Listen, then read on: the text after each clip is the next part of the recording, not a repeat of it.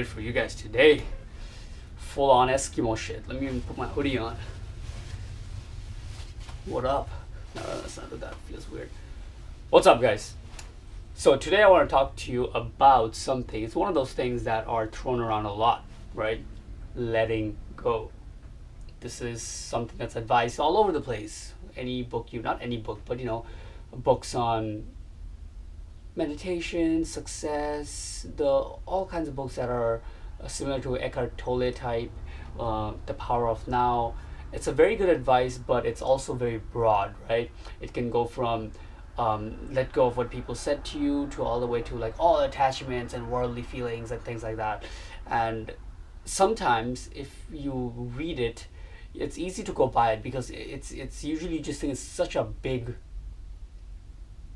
task, right? Like, damn, if I want to embody this thing that they're talking about, I gotta like stop wanting cereal or some shit. Like, I gotta stop wanting like no cars. I gotta be like walking around the streets barefoot or something. But that's not the case all the time, at least. I want to just tackle a small portion of it, and in my experience, it is the most important portion.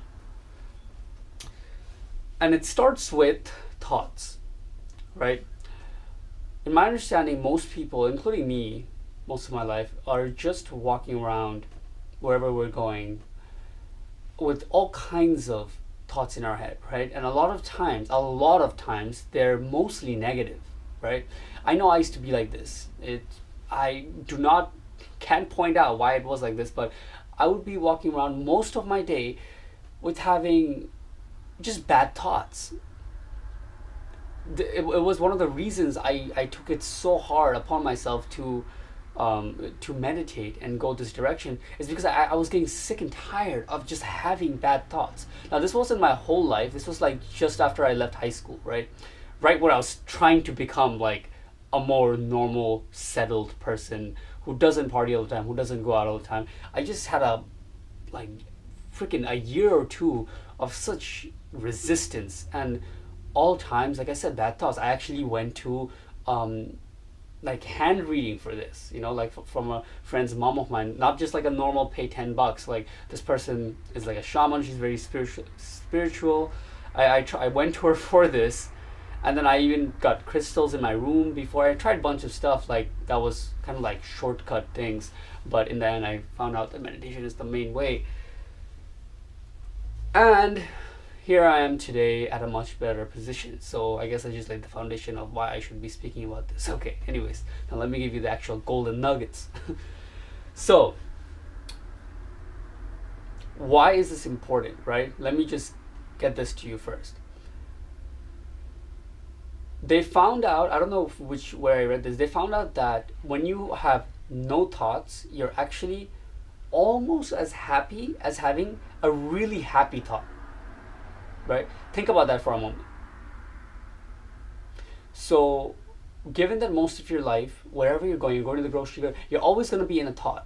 Most of the time, you're not blank, right? But when you are blank, you're almost as happy as having a really happy thought. That is pretty mind-blowing, right? So, you're telling me that if you were to measure whatever calculates happiness in the brain and everything like that in my body and my nerves, when I am picturing myself, let's say, driving a brand new Nissan GTR with like my dream girlfriend beside me and all this success I just received, and I'm having that thought, I'm really, basked in it, I'm the same amount of happiness, or just a bit below that, is just blank, like clean slate, like the fucking heartbeat, right? Why did I do that? But yeah, anyways, you know what I mean. Just blank, doing what you do, or staring at the wall, like whatever it is, just blank. When you're staring at the wall, you're actually not blank. You're probably just really lost in another thought. Anyways, having that known, you want to be at a position where most of the days you're just going around at least at a blank state, right? Blank is happy. Blank is pigs. Blanks is animals. Animals are blank. Like a dog yelping, going around. That's blank. you kind of want to be at that position as much as you can, right? Now, does that mean that you can't go the rest of your day without doing stuff? No, and I don't know why I keep like doing this, like, explaining to you guys as if like you're not gonna understand most of the shit I say. If you watch this far, like 5 minutes into what I'm saying, you understand what I'm saying. So let me just get into it. All right. So this is how you do it, and this is one of the hardest things there is in life, I would say, right? Like, damn, I even go back home now and I look at even my, my aunts and parents and stuff. These are people who are very not in tune. They're not like, they don't meditate and stuff like that, but they're quite happy with their life, right? They got things together.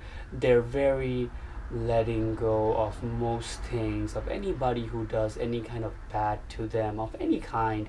They let it go within a very short amount of time and move on, and they show gratitude for having one more day of life. They do that, all that, without meditation, right? But one thing that they lose heavily in, which I actually do quite well right now, is letting go of thoughts, right? Even though some people are very good at not getting aggravated when certain things happen in their life and throw them apart, they do think about it and they do embody the misery from it, right? So, this is normal. Anything that happens, something just took place, boom, your kid just fell, or whatever it is, right? You don't let go of it right now. This lawyer just didn't pay back, or something. You get so basked in it. What the hell? Like, call him, do this, do that. Oh my God, like so much misery, tension, can't sleep, like all this shit. It is necessary to have certain amounts of pressure, because otherwise you won't, defend anything that you have in life. But at the same time, not being able to let go of a thought for days, months, weeks is another thing, right? So how do we really let go of this? Because if you know what I'm talking about, it's like super difficult, right? And once again, it comes back to meditation, right? When we're meditating, what are we really doing? We are practicing the art, the skill of staying just on the breath, right? At least the type of meditation I do, right? I just stay on the breath, on the way down, on the way up, as if this is the first time I'm taking a breath. That's really how I try to do it. This is another tip for you guys. Before you start meditating, just sit for a second and tell yourself this, like, the next 10 minutes, the next 15, 20 minutes, however much you guys meditate. All right, so the next 10 minutes is not time wasted. It's fully worth my time, more than probably anything else in my day. You say that yourself and you understand it. That is really true. The next 15, 20 minutes that you're about to spend is well worth your time. You can leave anything else aside in your head, in your understanding, in your surroundings, and be at what you're about to do. And it helps because, you have an understanding before you go into an intent, right? Before you step into meditation. All right, that was a little tip. But when you're meditating, let me go back to that. You are learning how to be, how to stay at a thought. And when another thoughts come by, you may observe it. Oh, okay, I need to buy some sausages. I forgot. They're finished. Okay, so I go to the... And then, obviously, all these things are attached to, like, oh yeah, but where should you go? Do you have cat? Like, once that goes, you should be able to just come back to your breath, right? That's... Every time you get off the train and that's like a rep. So the more reps you can do, the better you'll get in meditation in a way. So I said this before a long time ago, that it's not who can stay on the rep the whole time, because that's very difficult, right? And if you can't do that, you're going to get frustrated and you might, stop meditating after a while. Every time you fall off and get back on is the rep. You're improving by every time you fall off. That gives you the opportunity to get back up, right? That's meditation. Damn, it sounds like life in a way, right? Doesn't it? Anyways. But when you do this, you're actually growing the skill of your daily life. And I can start to even say this, that maybe this is what they're talking about. people like Osho, like my whole life is a meditation, right? It makes sense because if the main cause of misery is whatever happening in your thoughts, and you are so good at jumping in and out of it, it can be said that once you are very good at meditation, you become that kind of person that just go around, and whenever a bad thought comes, you completely let it go, right? It's just gone. You witness it and go. If it's something that's very important that you have to take action right now, then yes, go do that. But everything else, 99% of your thoughts are things that are just giving you, like 99% of the bad thoughts are things that are not crucial. They're not urgent right now. You get it? That's the bulk of it, right? Now, when is it very, very crucial that you really give this a shot? This is when you have pinch thoughts. I have no name for these. I'm sure there's a name for this outside in the English vocabulary, but I don't know what it's called. But basically, when it's something that it makes you feel so bad, it gives you like a little pinchy feeling, right? It gives you like that sinking feeling inside. You'd be like, fuck, why did I do that? Damn. Like, it's that feeling when you should really start to think that, okay, that this is like, you gotta meditate this out, or like you got to remove this attachment, because those things last for a while. So I'll give you an example. Like recently, not a friend, I would say, like he's probably like, okay, he used to be a friend of mine, know him for like about 3-4 years. He lives around the block.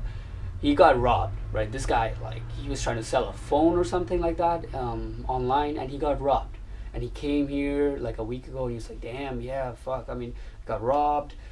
It sucks, I could just do my phone and everything. And, you know, like, he was pretty sad about it, but then he was like, he learned from it, he's never gonna go again. You know, he's like a pretty understanding guy. But then after 2 days after he came by, he messaged me like, hey man, can I borrow like $140? I gotta pay my rent, and I'll pay you right this Friday when my rent is due. I mean, when I get paid. I'm like, I thought for a second. Usually I don't do this because I don't like giving money, especially, I just don't believe it, because most people don't give it back, right?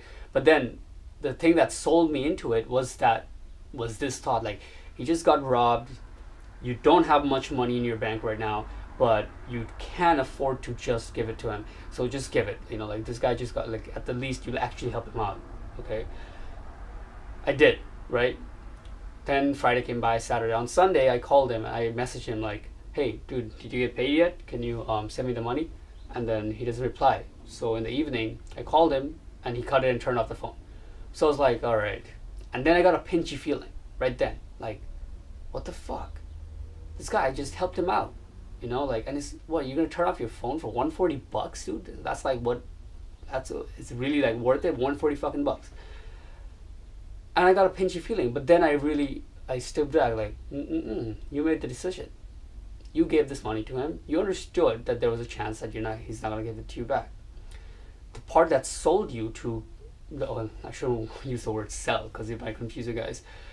The part that convinced me to give it was the part that he got robbed. Like, this guy actually had some tragedy happen to him recently, and he could really use the money, possibly. That could be a real story. It is a possibility that he's not just playing me and trying to get my money for it or whatever, something like that. And that's why I sent it to him. With that circle, it gets you back. It gives you back the power, or whatever was necessary to not let it give you that pinchy feeling. Because that's what I hate the most, right? And once you do that, you speak it in yourself, even do it out loud. This helps too. Like, hey, you gave it to him because of this, and that's why you convinced it. In a way, you knew that you might not get this money back, so you can let this go. This is charity for the month. This is what was meant to be, right? He was, for some reason, supposed to get this money. Not to go too far from this, but what I'm saying is, the main important part is you should not get a pinchy, sinking feeling anymore from this idea. And in fact, this thought should not come by you anymore anyways. The fact that I'm making this video about him right now is probably a disservice to myself, because I'm once again stating this fact. I should completely just let it go. It's $140, what the fuck? And I didn't even hear about him for like years before he came by the other day. that you got robbed. So what the hell? It's not like it's gonna change a big drastic, like, changing effect in my life. Yes, I lost $140, but it's not a big deal. You get it? What I'm saying? Like, I'm trying to say it until it's gonna sound like, oh my god, it is a big deal. But all right, guys, I hope you got the point. Letting go is a much bigger idea and power than I can ever make this video worth it to be. Right? It's gonna need me to, like, all kinds of editing and a big shout out to make this video the attention it deserves. But it is the single most important skill, I would say, to start changing your life around in the sector of having happiness at all times. Right? Peace.